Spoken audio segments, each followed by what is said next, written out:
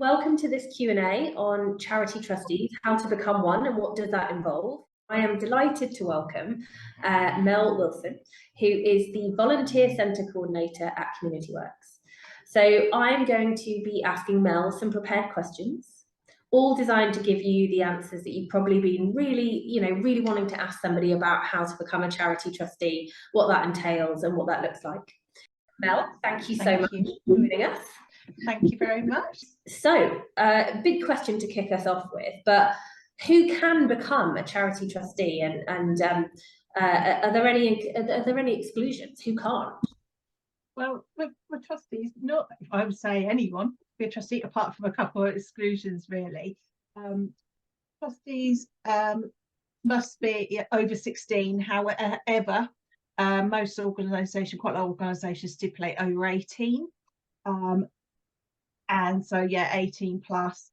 But if it is under 18, an organisation would need to make sure their insurance covers. But obviously, if they're looking for people under 18, 16, 18, I would like to think they've already looked at that insurance and everything else as well.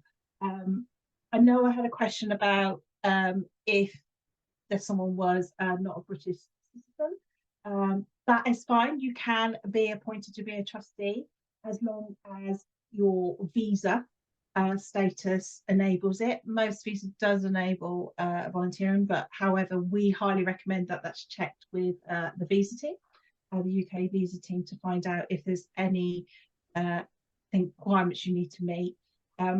For being a trustee, I would say it's actually, you don't have to be a trustee before. You don't have to have been a trustee. There's a myth about I think when people see the word trustee, they go, oh, that's not for me. That's very responsible role. It's very strategic, very high. It is, but however, there is a myth that you have to already have had those skills of being aboard, and definitely don't have to, because quite a lot of things can be learned, especially about the organisation, or there's training out there they can go. For me, to be a trustee is about having that passion, wanting to volunteer for a cause that matters to you, having that motivation to make a difference and make a change and be part of that a charity moving forward. And it's also about bringing your own skills and your own perspective. So there's different perspectives, and on a board it's good to have that broad range of different perspectives, different views, be able to challenge each other as well. I think sometimes it's actually being able to challenge each other.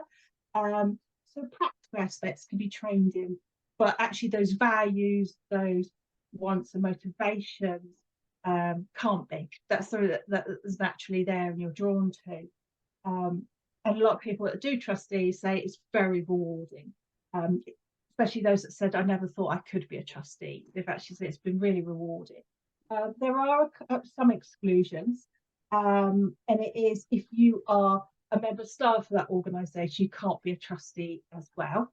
Or if you're running a service within that structured organisation, that would need to be looked at, because obviously decision making and things like that, choosing maybe pays increases, stuff like that as well. Conflict of interest, potentially, if you're becoming a trustee, there could be a conflict of interest. You could be a board member somewhere else, you could be a funder, there could be a particular relationship you have.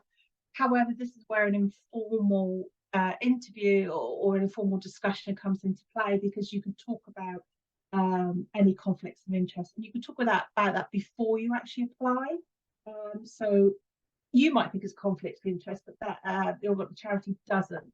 And actually, or it can be managed, or there'll be certain conversations you wouldn't be involved in, and you can step back.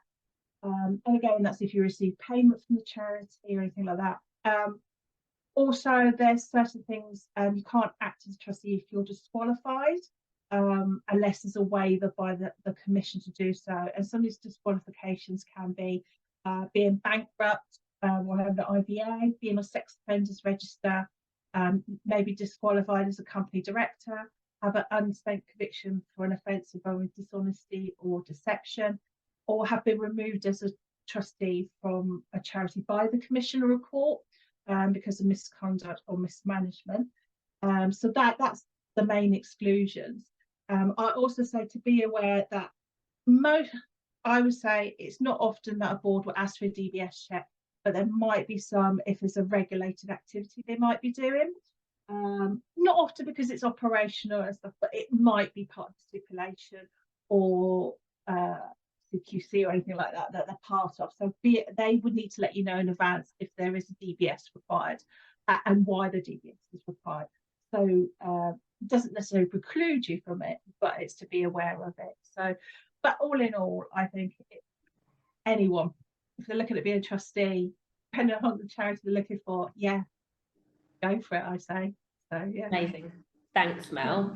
So moving on now to the legal responsibilities of being a trustee. Can you run through what those are? Yeah, I'll do a list because it's probably easy to do a list, and then if there's any questions about it, I can answer at the end, or I can't answer it, find out. So overall, the trustee is a requirement of the Charity Commission. So the Charity Commission requires you to have it, and as a part of the board, you must comply with charity's governing document and the required law. I like to say that you're the guardians. As a trustee, you're the guardian of the organisation. So you ensure the charity is carrying out what it declares its purpose is, and to be accountable, to have a clear strategy, and that it works towards its goals and lines with its vision, and that you're operating within the charity's purpose and have sufficient resources to carry this out. That's really important, and the resources can be anything. It could be the funding, it can be people, it can be build. It's the the list is endless. Really important as well, because people do worry about being a trustee and the level of responsibility, is to be aware that actually decisions are made collectively by the board and there's equal responsibility for the charity. So you're not on your own there, it's equal responsibility. I've already mentioned about resources, so that in that there's appropriate financial controls and managing risks. So it's being able to manage risk, the financial planning and accounts. But within that, if that's not your forte or your specialism, there might be a treasurer already on it, or a trustee that's already got the accountancy and the financial aspect of it. It's acting with reasonable care and skills and acting in your charity's best interest, which I think everyone would do, because you wouldn't be there otherwise, and ensuring that a charity is accountable and safeguarding your assets. And that includes not just physical assets such as property, but also reputation as well. They're often you're not doing the day-to-day running of the charity, and this is delegated to maybe the CEO, chief executive. You are a critical friend of that charity. But however, smaller charities with fewer staff or just volunteer run, the trustees might take a hands-on role within that charity. But what I would say, it is for the charity to help new trustees, be it the board or the CEO or whoever's ready, to help new trustees to understand their responsibilities and how the charity works. And that starts from planning to have a board, who are they looking for, the skills analysis, right through advert, recruitment, induction, training, ongoing support. So for new trustees, and that's why I say, you might not necessarily already be a trustee, but to have that support from the charity in order to help you understand it. And we also say, as part of our good practice, we recommend that insurance covers volunteers, so that's trustees and volunteers, to protect against any future applications that might arise without the appropriate assurance in place. You could be liable for claims made against yourselves, such as accidents and incidents. So that is part of our good practice. We don't advertise any opportunities without that. So that's like the employer's liability. And the reason why I do that is because it's duty of care to you, because if something happened down the line and you were found to be liable, haven't got the assurance place, but also to make sure your volunteers, trustees are looked after as well. So yeah, there's a bit of a list there, but within that, as I already said, when you're doing a role description for a trustee, it might list loads of stuff, but actually you might not need to do all of it or have all those skills or anything. So, and that's part of the discussion in the recruitment, that actually you're not at that point of do it, or that's not where your passion would be. So actually, to look at that. So yeah, but that's the main sort of responsibilities within within it. Brilliant. Thank you very much. What's the best way to find out about available trustee positions that are out there at the moment? Yeah, I always say this to people before looking, is actually to reflect upon why you want to be a trustee and what you're looking for. So before you start looking, think about your own values, your motivations, what matters to you, why you want to be a trustee, and what you want to get from being a trustee. Is it you want to learn new skills, bring your skills? So all the things, you know, we'll talk about in a bit about why people want to be a trustee, is actually thinking about before you start looking why you want to. And I say this it's the same as you're looking for paid work or any volunteer role, actually, is to think about why you want to, and also really important about your availability and what you're able to commit to as well. Be realistic in that way, and then from that you can focus or have an idea of what you're looking for, and then from that you can start looking for trustee positions. And I will say this first, because if I don't, I'm not doing my job. Is our Community Works website. We've got a dedicated platform which lists all volunteer roles and has a particular page for trustee roles, which I know yourself, Chamber of Commerce, has a link to it or refers people to it. So people can find out about it. And as part of that as well, if you're not able to find what you're looking for, or you're not sure and you want to talk about why you want to be a trustee, we have our matching and guidance service, which is run by volunteers, which will support you and look at for you, because it might not be, it's not listed on our website, so we might know of organisations. Social media, a lot of things go on to social media. LinkedIn, a lot of people put opportunities on LinkedIn.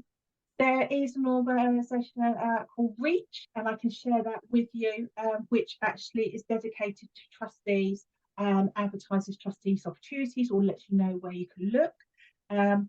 Good old posters as well. We do say to people, not everything's digital. If you want to reach lots of people, there's posters in libraries, coffee shops, where people actually go generally day to day. Your local networks, your local papers, community newsletters, the specific charity trustee recruitment websites, there's Charity Job, which advertise free. There's Women on Boards, that as well. So all of these, I can share the links with yourselves as well after. There are some specific recruitment agencies which all the charities can pay for adverts, and it depends on the certain size of your charity. There's one called Prospectus. I'm not being paid to say these, I'm just saying these because these are the ones that are aware of. There's lots of ones that are around there.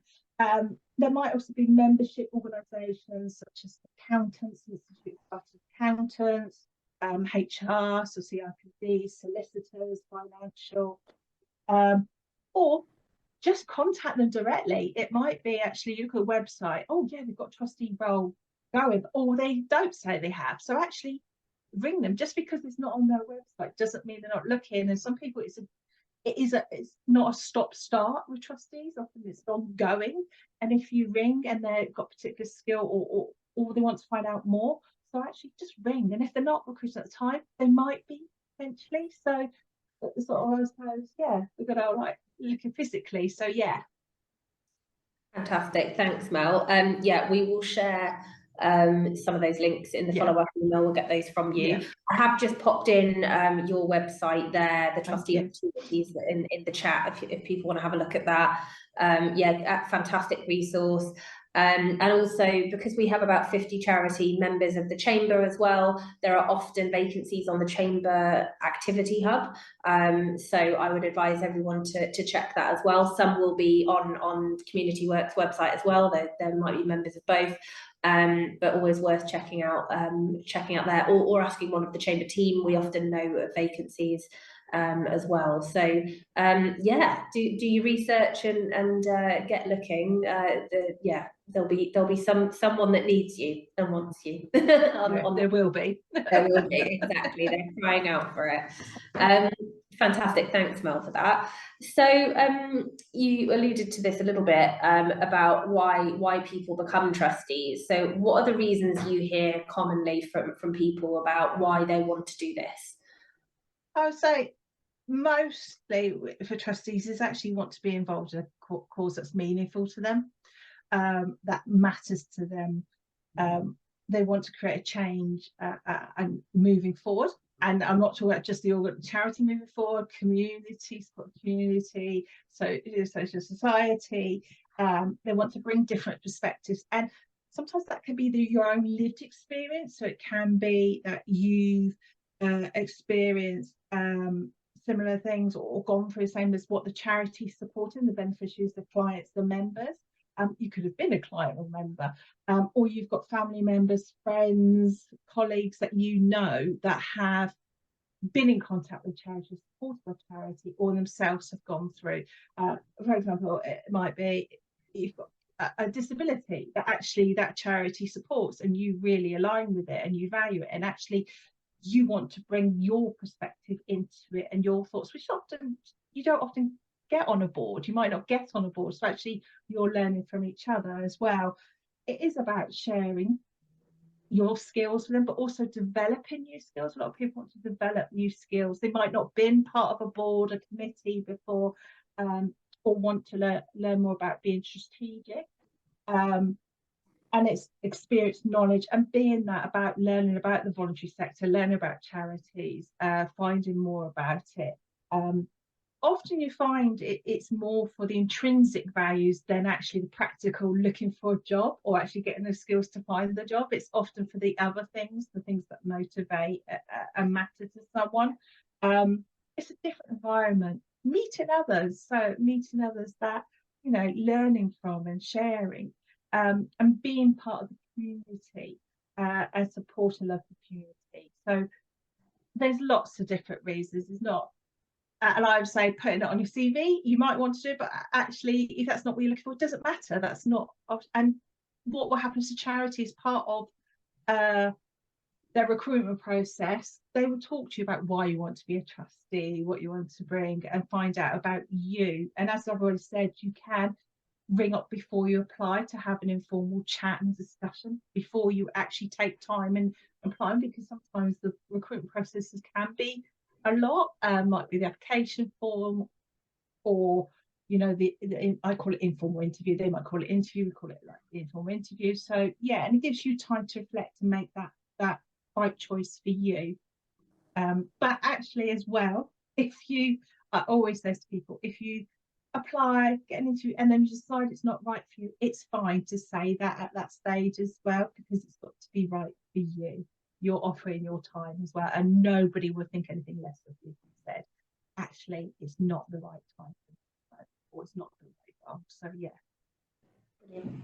Thank you very much. I guess one of the things that people commonly worry about is perhaps how much time is involved. Can they commit to things? Have you got any, you know, can you give us any averages about how much time it takes to get involved in a charity, or is that a question as how long is a piece of script? It can be. Yeah. it can be, but I would say probably on average it's normally about 4 times a year. That's the board meetings every quarter. Some might do it every month, some might do it less, but I would say on average, because of the quarters where it goes, it's normally about 4 times a year for the board meetings. There might be meetings in between, like subcommittee meetings, or if you're leading on a like HR or people or financial, there might be that you can be involved in. But there's also, I would say, not just meetings, but you're preparing for the meetings, reading the paperwork, or doing actions that you said you're doing. So I would say that's in between as well. So it's not just the meetings. So on general, it can be about half 1 day per month, I would say. So we say could be less or more, but that's sort of foundations. But as you say, people do worry about the time and commitment. Yes, there is a commitment because the strategic decision are making that. However, we do, and people, you know, charities understand people have got other things. You might be working full time, you might have childcare, you might have other commitments happening, training. So actually, that's part of the discussion at the beginning, even the informal discussion about actually, I won't be able to do 4 meetings a year because of the childcare. And actually, they might say, that's fine. If you can come to most meetings because we need you, or you can join by online, or you can input in before, or if you can't do subcommittees, that's fine. So a lot of charities do look at that flexibility as well, because and sometimes you might need to go on hold for a little bit because things have happened. So it is about open communication between each other, but at the same time, be realistic before you commit. Find out about it, but there's more talk about flexibility as much as you can, in order so that you can be a trustee, you can be part of the board. Otherwise, it's quite restrictive. So yeah, but it can vary on average. Thank you. Some really helpful tips there. Yeah, I was also going to say, actually, before I forget, I've just remembered, if you decide it's not right for you to be a trustee because of the time commitment, there are volunteer opportunities that local businesses, local corporates can be involved in, that could be like skills exchange, pro bono volunteering. So, and that is more ad hoc maybe, but you're connected in with a charity. And I often have people from business coming to us, and we will send out about it as well. So there is that. If you want to get involved in charity but can't as a trustee, there potentially could be other opportunities for you to be involved as skills exchange, training, financial information, those sort of things. So yeah. Brilliant. Are there any common skills and attributes that charities are looking for on boards? I mean, I'm sure I'm not alone in thinking, you know, you always see the ones that say looking for somebody with accounting experience or a treasurer, and it's somebody that has that experience with the money. But yeah, are there any other, you know, other kind of skills and attributes that people are really looking for on boards at the moment? You got that right. It definitely is at the moment, treasurers, and that's nationally, that's not just locally. And there's many different reasons why that might be. But yeah, and chairs as well. I think chairs, people look at for chairs of board. So what an organisation would do, and it does vary again, it completely varies what the charity is, what they're looking for, what the current board is, what their direction is. So all organisations will do a skills analysis, a gap analysis, to look at what the current board is, what they're looking for, what are the gaps, what are their needs, what is missing, what's important, what do they need to focus on, and from that they create their role description and what they're looking for, and not one size fits all. Everyone's got a different journey, a different mission. So, and sometimes people don't want to do what they do in their day jobs. They might be doing HR as their day job, but don't want to do that as a trustee, want to do something completely different. And it doesn't have to be the specialist skills as HR, legal, PR, operational, but there might be things that aren't specialist skills, that are other things to bring. But what I would say is the main things people are looking for is actually passion, motivation, willingness for strategic development and moving forward. You might not have done things that are strategic, but you've got that willingness and understanding to do it. Being able to listen and collaborate, I would say, and be committed to the charity's purpose and values. And as I said earlier, be able to challenge constructively as well, because actually that's how you can move forward about its ideas. So yeah, I would say the main things apart from is actually, I would say, is actually those other values more than the specialists. There are some that look about legal and HR, which are often those things that can help with the governance and the law and stuff, but people find that hard in themselves to do it. So yeah. Thanks, Mel. Moving on now to we added in this question because it's something we get a lot of approaches from the schools that are part of the chamber, in terms of what's the difference between a school governor position that, you know, essentially is that guidance and strategic support, but how does that differ from a trustee role? Can you share a little? I'll try. I've never been asked this question, so when I got asked, I was like, I do know, but I've got to try and put it in a way that makes sense to everyone. Yeah. So a governor is a member. I've wrote it down because if I don't, I will go off on a tangent. So a governor is a member of schools going board, which is responsible for overseeing the school's strategic direction, policies and financial performance. So they are appointed by the local authority or might be elected by parents and staff. But you can also not just have a school governor, you can have a trustee of a school. And that comes into place when it's like an academy trust board. So it's an academy board. And they're responsible for the strategic direction, policies and financial performance of the academy. But they are company directors and also charity trustees at the same time, just to complicate that a bit more.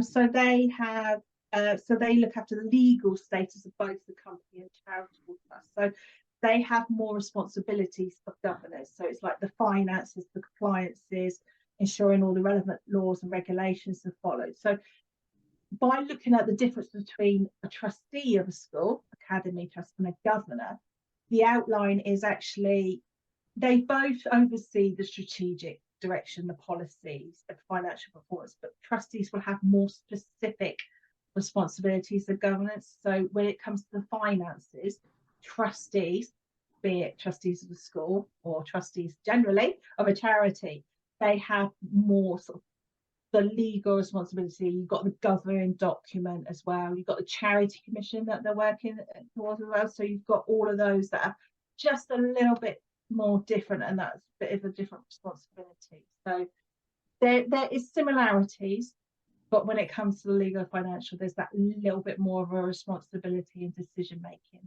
And I think how they're appointed is a bit different. Yeah, amazing. I'm feeling that makes sense.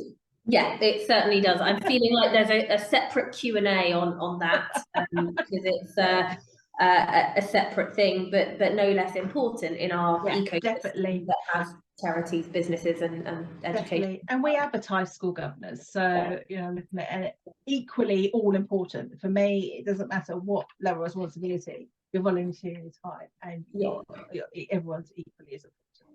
Absolutely. Thank you very much. So we've got one final prepared question, and then I'll take some of the questions that have come through. Yeah, I'll just take this opportunity as well to say, do send me through any other questions that have come up, anything that Mel said that you might want to ask a follow-up question about, do send that through. We will have a little bit of time to do that.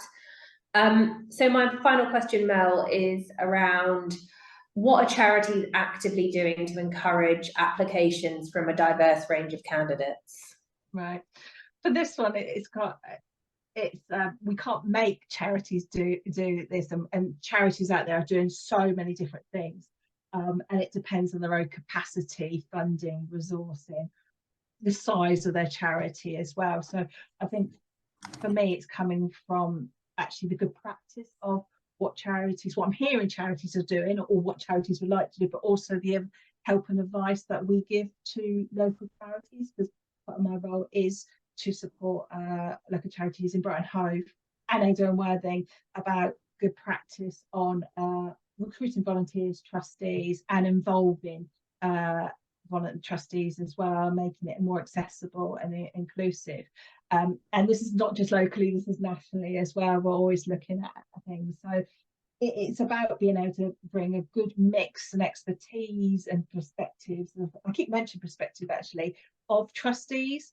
So I've mentioned already about flexibility of meetings, and that's not just about if someone couldn't make every meeting. It's actually, do your meetings have to be in the evenings all the time, or can they be sometimes during the day?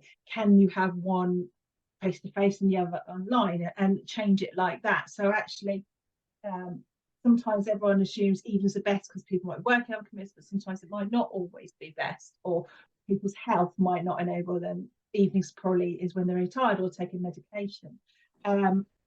Also, enabling the informal chat, enabling people to just ring up, to email, to have an informal chat about it.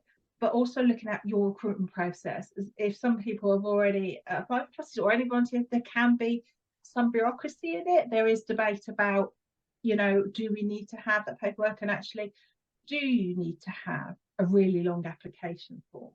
Can you have expression of interest? A lot of people start to use videos now, saying some video stuff, but also some people don't like videos. I mean, So it's actually, can you do a paper version as well? So it's looking at different ways.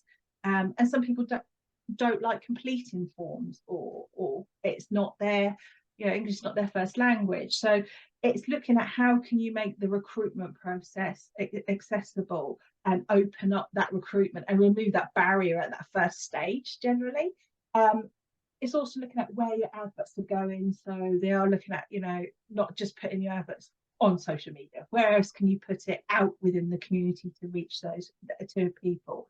It's looking at their policies and procedures. It's like with anything, isn't it? You do it, you reflect, you change, you learn. So it's all of that as well. How can you? Is there any access or support needs?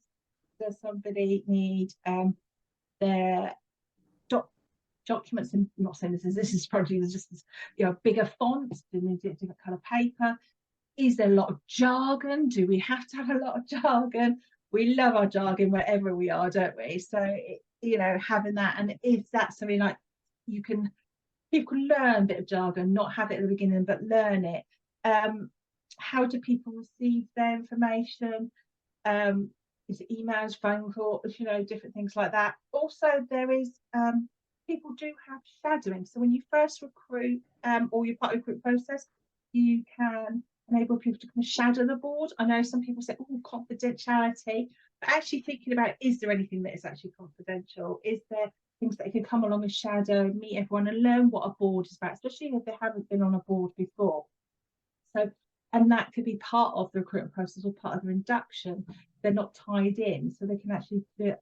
Can one of the other trustees be a buddy for them? So talk through, because often when you get all that paperwork, it's like, oh, what do we start with? What does that mean? So actually talking it through with them, not sitting with them all the time, but having that just initially as part of the induction. So induction training is really, really important in the recruitment. And it's listening.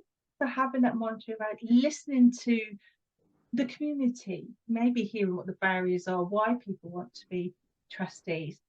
A really important thing, especially with the cost of living, do not assume people can afford to volunteer.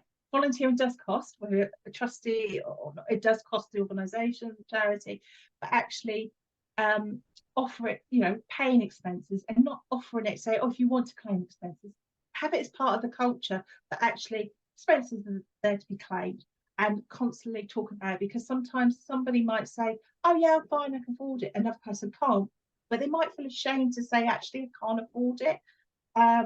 So it's having that, but we do understand with expenses, with funding, especially small organisations, that in itself, if you haven't got funding to pay expenses, but be upfront with people about it.